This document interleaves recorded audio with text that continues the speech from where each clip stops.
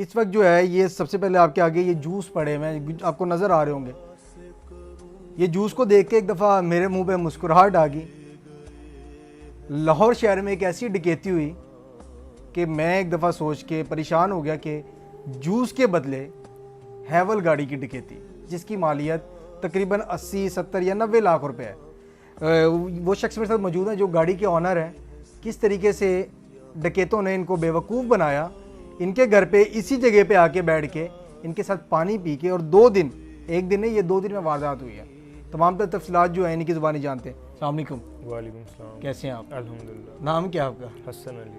हसन भाई, मासूम लग रहे हैं आप माशाल्लाह। जी बिल्कुल, बस मासूमियत ही हमें ले बैठी है। जूस के डब्बों पे गाड़ी की डकैती।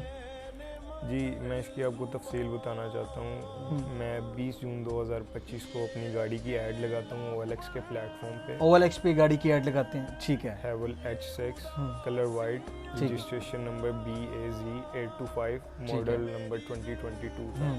जिस दिन मैं गाड़ी की ऐड लगाता हूँ OLX पर, उसी दिन मेरे से एक परचेज़र रब्ता करता है जो अपना नाम दाऊद बताता है। अच्छा, दाऊद नाम बताता है, ठीक है। और हमारा एक टाइम डिसाइड होता है 6:30 बजे का शाम में। ये 20 जून की आप बात कर रहे हैं? जी बिल्कुल, ठीक है।